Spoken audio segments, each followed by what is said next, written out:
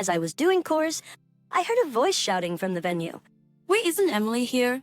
It was my father-in-law's voice. I thought I should at least greet my father-in-law and head towards the venue. Then I heard my husband and mother-in-law saying things like this to my father-in-law, giggling. If you're talking about that dirty woman, we're making her work in the back. Don't mess with me. What do you think a wife is for? My name's Emily. I'm a 23-year-old office worker. Oh, currently, I'm dating a guy named Steve. Our encounter is a bit unusual. I was living by myself, and he was living in the apartment next door. One day on my day off, I heard a sudden loud noise from next door. Did he just hit the wall? I wasn't being loud or anything. Although the TV was on, the volume was quite low. I was feeling uncomfortable, but gradually began to think someone had fallen. Worried, I pressed the doorbell of his room, but there was no response. I pressed the doorbell once more and listened carefully to a faint voice. Oh, Izzy, are you all right? I called out, and after a while, the door opened. The moment the door opened, a man was swaying, looking like he was about to fall. Are you okay? I'm starving! The McSates. I haven't eaten anything in days. I hurried back to my place and looked for something to eat. I took the sandwich and some tea I had saved from yesterday and went back to his room. Have this if you'd like. Are you serious, Amadis? I'd be more troubled if you starved to death. Thank you so much. Saying that, he bit into the bread and ate it up with incredible speed. He then gulped down the tea and let out a satisfied sigh. Thank you for the meal, Swarus 30 seconds. I really thought I was gonna die. I'll definitely pay you back for the sandwich and tea later. No need. It's not a big deal. More importantly, why haven't you eaten anything for so long? Actually, after paying tuition and rent. Yeah, Mikik, I ran out of money all at once. Ouch. So you're a student? You don't work part-time or anything. Actually, the pub where I work suddenly went out of business. Wait, that's terrible. Right, and so I didn't get paid, and my life became difficult all of a sudden. Mustang, Didn't you talk to your parents? I wanna not take things for them. I see. But I think you should tell them. It's dangerous if you collapse from hunger like now. You're right. Sorry, that's first Jim that's very brave. Retubula this is. I'll be careful. Snap your backs. Right after that, his stomach growled. I couldn't help but laugh. You must be really hungry. Well, it can't be helped since you haven't eaten for days. I decided to let him eat my homemade cooking. He hesitated, but I insisted, saying it would be a problem if he collapsed from malnutrition. So I let him eat fried rice in my room. This is delicious. It's been a while since I had such good food. He ate like a child, eagerly and happily, which was so cute that it stirred my maternal instincts. We then introduced ourselves and exchanged contact information. I told him to contact me in case of an emergency. It seemed he found another part-time job soon after, and he was able to get a job at a restaurant with free meals. Thanks to you, I would starve to death. I twitorousy trash. I'm glad to hear that. Recently, when I came home from work, I'd cook a little extra and invite him over to eat together. I was always feeling lonely eating alone, so it was fun to have someone to eat with. As I was thinking about that, he suddenly made a serious face. What's wrong?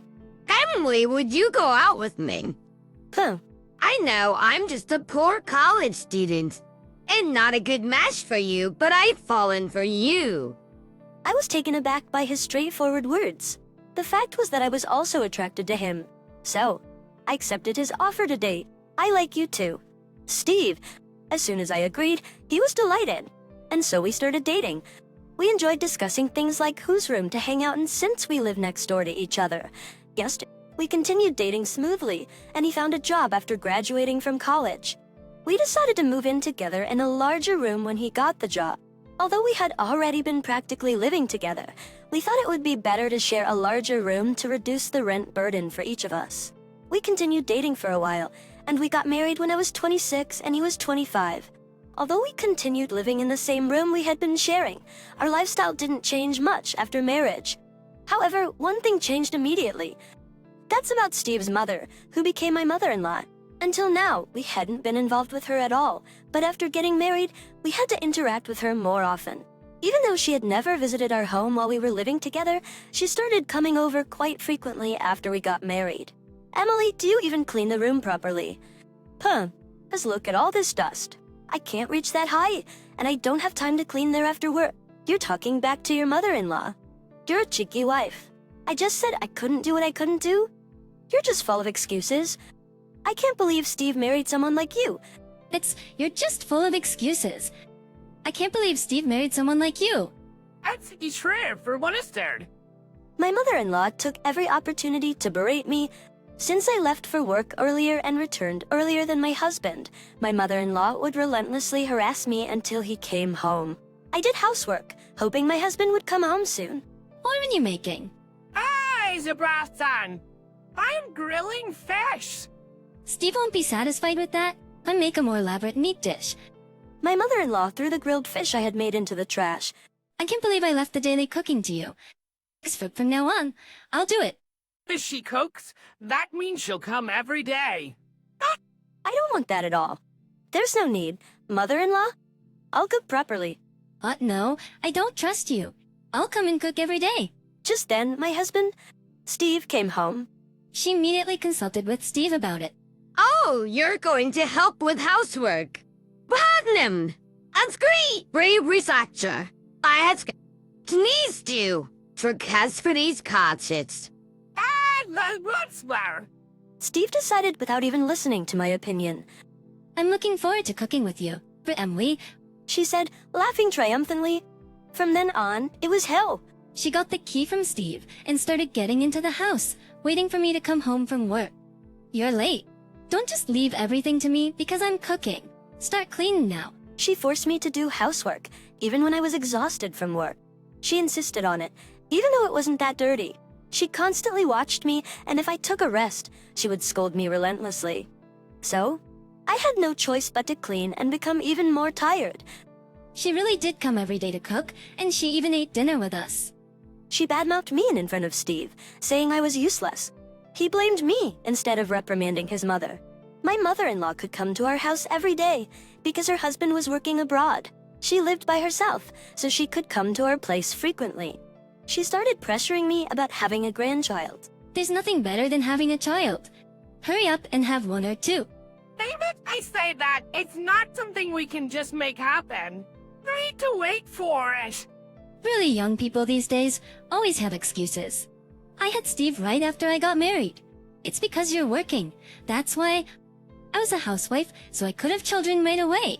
If you properly support your husband's life, you'll have more time for making children. You're too tired from work to do it. On a thing to say. That's so cruel. I don't think that has anything to do with it. Shut up. If you don't get pregnant soon, we'll find another wife. Hey, say we're bastards. Otherwise, bye. Of course. There's no value in a woman who can't have children. I think it's questionable to say such discriminatory words these days. You really are the type to always argue back. I'll tell Steve. Mother-in-law angrily turned red in the face. I thought she was the one who always argued back. As soon as Steve came home, his mother told him what happened. Ailey gets nutsmiths for your brutality. If you talk back to my mom, what are you thinking? Steve immediately got angry after hearing his mother's story. It's probably your fault that we can't have children. Hey, you're saying that too? There's no way it's my fault. What nonsense are you talking about? Last sip bursteries and really chatting about? I was getting fed up with my husband, who always sided with his mother. I thought it might be better to get a divorce. That's when my husband's grandmother, who had been hospitalized, passed away. So a funeral was held, even though I was considering divorce. I had to attend the funeral. But my husband and his mother said, "Don't come here, prepare things in the back." I had no choice but to make tea and to do chores in the back. I thought I'd leave my husband once this was over. As I was doing the chores, I heard yelling from the venue. Why isn't Emily here? That was my father-in-law's voice. It seems he had returned from an overseas business trip. Well, it was his mother-in-law, so it made sense for him to come. I thought I should at least greet my father-in-law, so I headed to venue. Then I heard my husband and mother-in-law say while smirking, "It's obvious she's not family. We're making that dirty woman work in the back." They even said that in front of my father-in-law. I was amazed by their unchanged behavior. Then the next moment, my father-in-law's angry voice rang out. What, are you kidding me? What do you think a wife is for? My husband and mother-in-law were shocked by his yelling. I'm disgusted that you two think like that. I'll call Emily. Hearing my father-in-law say that, I went to where the three of them were. Brother-in-law, long time no see. Yes, I was surprised. Ah, Emily, did you hear that? As I entered, my mother-in-law and husband glared at me with disgusted faces. Emily, could it be that you've been suffering from bullying by my son and my wife?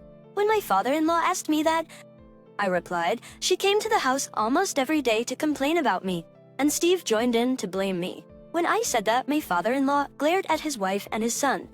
You guys are the worst. Should have some shame. My husband argued back when scolded by his father.